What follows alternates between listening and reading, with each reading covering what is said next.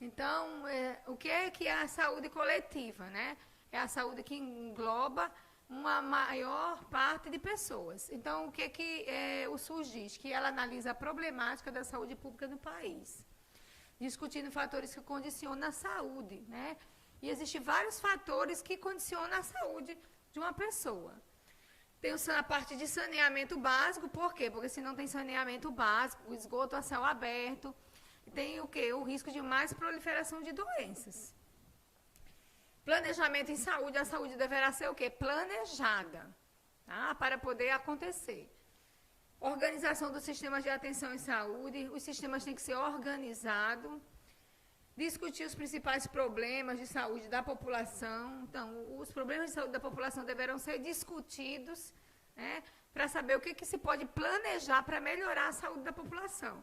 Como eu já venho debatendo com vocês, é importante que a gente trabalhe o quê? A prevenção da saúde e não o tratamento da doença, tá?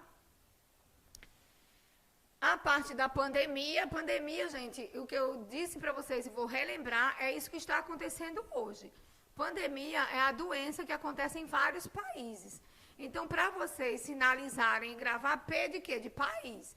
Então, em vários países está acontecendo o quê? Uma pandemia, né? Hoje. Então, vamos associar o coronavírus à parte de pandemia, que é o que acontece em vários países, tá? Tem a endemia. A endemia ela vai atingir o quê? Uma determinada região. Por exemplo, está havendo um surto de sarampo em João Pessoa. Tá? Então, está direcionada à região de João Pessoa. E a epidemia? A epidemia ela vai atingir um determinado local. Está havendo um surto de catapora na escola tal, na creche tal, certo? Aí vocês associam a epidemia. O surto é o início de uma doença em um determinado local, onde essa doença já foi erradicada e ela volta, tá? Um exemplo, como a gente tem o sarampo, que a gente viu antes de que agora só se fala em coronavírus, tá? Então, antes do coronavírus, estava havendo aí, né, um surto de sarampo em determinados locais. Então, isso é o que a gente chama de surto. Por quê? Porque o sarampo ele já havia sido erradicado pela vacina, mas ele estava voltando novamente, tá? Então, vocês vão associando desta forma. A gente tem também, em saúde coletiva, a gente vai falar das vigilâncias. A gente tem 2 tipos de vigilância, né? A CCIH trabalha, que é a vigilância sanitária e a vigilância epidemiológica, tá? A vigilância sanitária, o que ela determina? Que é um conjunto de ações que vai visar... qual é o objetivo da vigilância sanitária? Eliminar, diminuir ou prevenir riscos à saúde, tá? Intervindo nos problemas sanitários decorrendo do meio ambiente, produção e circulação de bens, prestação de serviços de interesse da saúde. Isso é vigilância sanitária, gente, tá? Um exemplo, em determinado restaurante vai ter uma fiscalização da vigilância sanitária para ver como é que está, se aquele alimento está sendo usado de forma adequada, sendo manuseado, se os produtos estão dentro da validade. Então, isso é vigilância sanitária. Por quê? Porque isso pode causar um dano à saúde daquela pessoa que vai consumir aquele alimento. Por isso a importância de vocês irem no mercado e olhar as validades. Então, são poucas pessoas que olham validade das coisas que vão comprar no mercado, tá? Então, a gente leva mais um pouquinho de tempo, mas é importante de olhar a validade. Um exemplo que eu dou para vocês, tem um produto em promoção. Pode ir lá que a validade falta 1 semana para vencer. Então, a gente tem que estar atento a isso. Vigilância epidemiológica, está relacionado também à saúde, tá? O que é vigilância epidemiológica? Qual é o seu objetivo? Ele diz que visa o quê? Proporcionar o conhecimento, detecção e prevenção de qualquer mudança nos fatores determinantes, tá? E condicionantes da saúde. Tanto que ela seja individual, a saúde de uma pessoa só, como a saúde da coletividade. Com a finalidade de recomendar e adotar o quê? Medidas de prevenção e controle, né, de agravos daquela doença. Então, isso é que a epidemiologia, ela entra aí. Um exemplo agora do que a gente está vivendo. A epidemiologia está entrando aí, tá? Para saber o que ela pode fazer para prevenir a doença, para tratar a doença, o agravo, para que a doença não se prolifere mais do que já está se proliferando. Isso é o objetivo da vigilância epidemiológica e é importante que vocês saibam, porque amanhã quem vai trabalhar com um paciente dentro do hospital tem que saber a diferença de cada uma, que a gente vai estar convivendo com isso diariamente. A gente vai ver um pouquinho também, que a gente viu em aula presencial, vamos relembrar, tá? Evolução da história das políticas de saúde no Brasil. Então, tudo, gente, é uma política, saúde é política.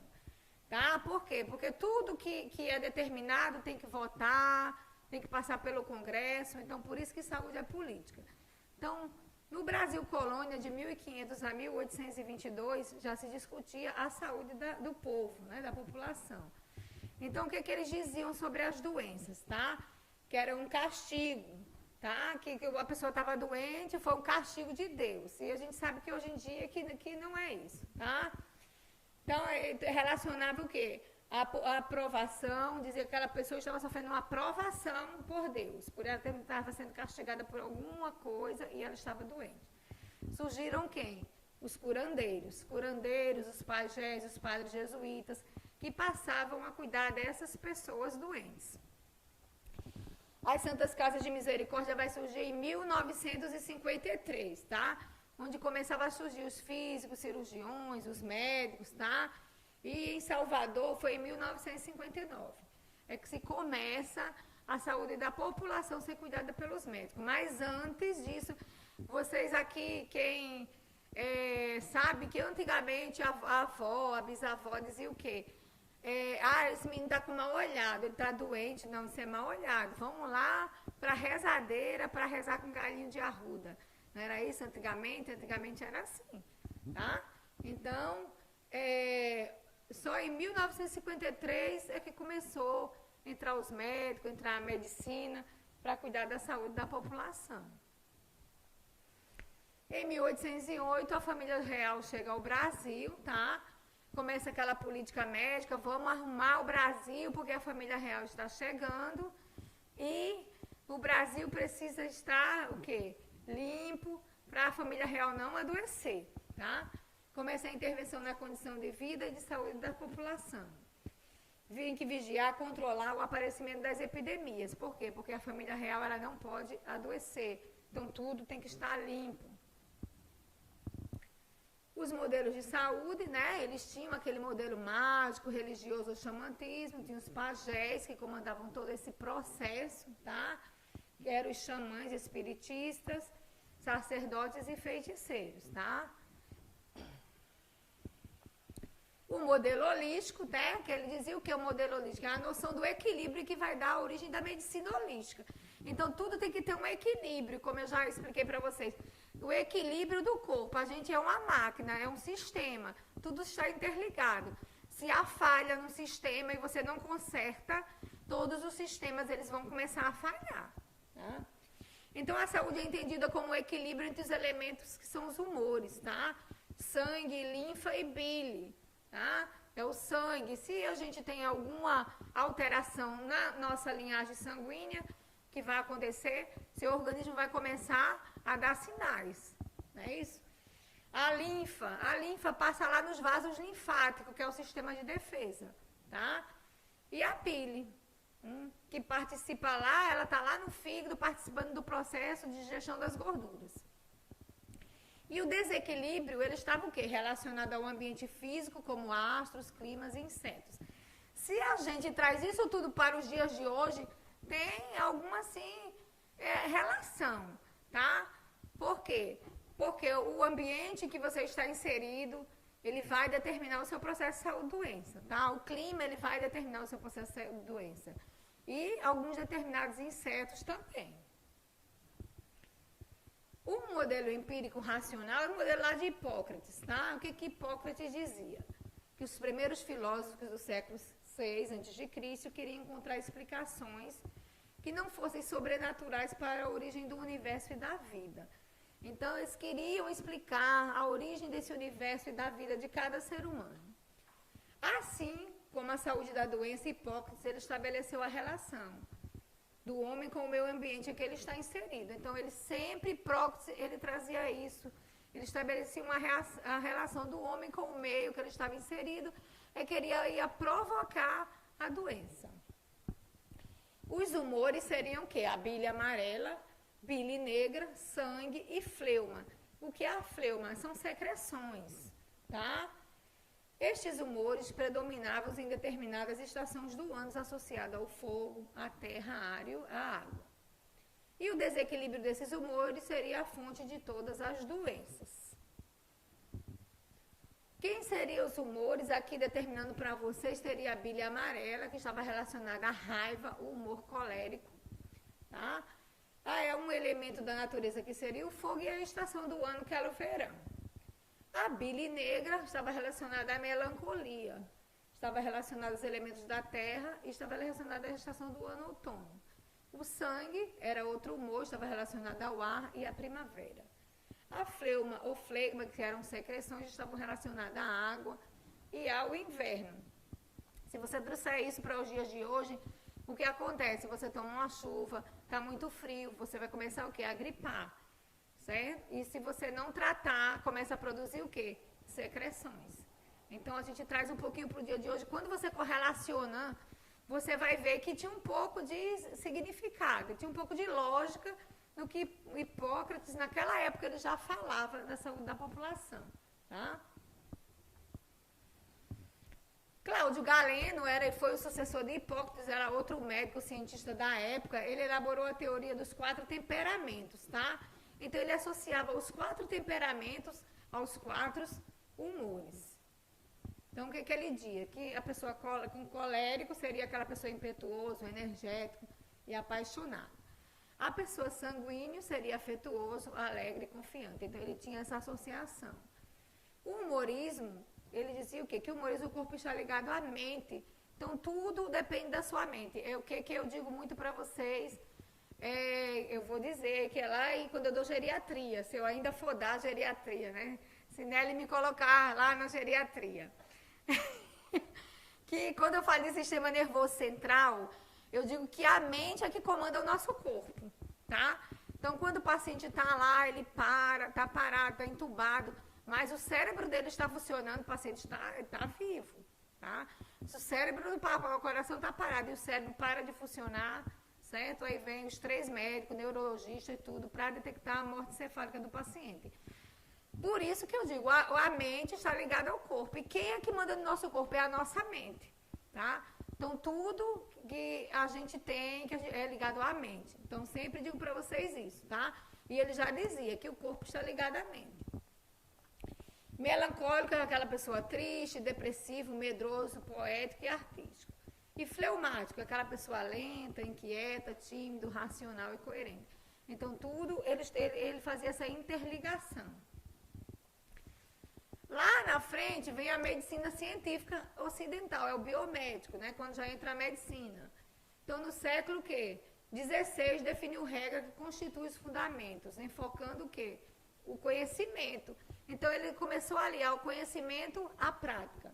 Não se deve aceitar como verdade nada que não possa ser identificado como tal. Então, trazendo isso para os dias de hoje, o que eu digo para vocês? O que ele quer dizer com isso lá no século XVI? Hoje a gente tem o quê? Os diagnósticos. Como é que o médico ele fecha o diagnóstico? Através de quê? De um exame. Eu sei que o paciente tem aqueles sinais e sintomas. Olha, eu estou com isso. Mas isso são sinais e sintomas de febre, dor, mal-estar, sinais e sintomas de várias doenças. Eu preciso de quê? De diagnosticar através de quê? Como é que eu vou provar o tipo de doença que o paciente traz de um exame? Tá? Então, se o paciente tem um exame, eu vou detectar. Tá? Trazendo um pouquinho para a minha área, vamos supor que a paciente chegou lá, está sangrando, com 15 semanas de gestação, e ela chega preocupada, ela acha que está abortando. Eu não sei. Eu tenho que pedir, o médico tem que solicitar o quê? Uma transvaginal, para mim saber se o colo da paciente está fechado, se o embrião está vivo ou não. Então, a gente vai detectar através do quê? Dos exames. Por isso que não se deve aceitar como verdade nada que não possa ser identificado. Então, eu tenho que provar, tá? Então, às vezes, a paciente já traz a ultrassom, ela diz, mas eu posso levar, porque a ultrassom é minha. porque foi eu que bati particular. Pode, mas eu vou tirar uma xerox para anexar o seu prontuário. Por quê? Porque aquela paciente ela vai fazer um procedimento médico e tem que provar por que fez aquele procedimento. E eu só vou provar através do exame. É isso que ele já queria dizer lá no século XVI. Tá? Separar cada dificuldade a ser examinada em tantas partes quanto sejam possíveis, tá? Então, a gente tem que separar cada dificuldade e tentar resolver cada problema. Não se dá para resolver tudo de uma vez, mas a gente consegue resolver por partes. E vai resolvendo os problemas que são de mais emergências para os mais urgentes, para ir resolvendo todos e consegue se resolver. Desajuste ou falha nos mecanismos de adaptação do organismo ou ausência à reação dos estímulos. Então, é aquilo que eu já disse para vocês. Se nós somos uma máquina. Se há um desajuste em uma parte do nosso corpo, o restante começa todo a ser desajustado. Por isso que falhou uma peça, você tem que trocar. O modelo biomédico está centrado na explicação da doença e passou a tratar o corpo em partes menores, reduzindo a saúde em um funcionamento mecânico, sendo um modelo fragmentado, tá? Então a saúde ela passa a ser o quê? Fragmentada. Então vai ter o médico para cada médico para um sistema. E a teoria mecanicista, onde o ser humano é visto como uma máquina. O médico é o mecânico e a doença é o defeito da máquina. A percepção do homem como máquina advém do capitalismo, tá? Então, essa percepção do homem como uma máquina advém do capitalismo, tá? Onde o homem ele passa a ser examinado e visto por partes. Então, tem aquele, vocês já passaram por isso, tem aquele médico que ele é multi, né? Ele cuida de várias pessoas, é um clínico geral. Mas tem aquele que não. Tem aquele médico que é só da cardiologia. Tem aquele médico que é só da obstetrícia, ele é só obstetra, ele não entende as outras partes, ou ele não quer entender. Ele estudou a cadeira, mas ele não quer entender. Então, ele pede lá um parecer, olha, ele está com problema cardiológico, um problema de pressão, a pressão não controla, vou pedir um parecer da cardiologia. Então, ele pede um parecer da cardiologia, tá? Para poder medicar o paciente. Foi também no Renascimento que a explicação para as doenças começou a ser relacionada a situações ambientais. E a causa das doenças se relacionava a um fator externo do organismo. O ser humano seria o receptáculo da doença. E sobre o contágio firmou a teoria dos miasmas, tá? Então a gente vai falar um pouquinho agora em seguida dos miasmas, que vai explicar um pouquinho do contágio das doenças.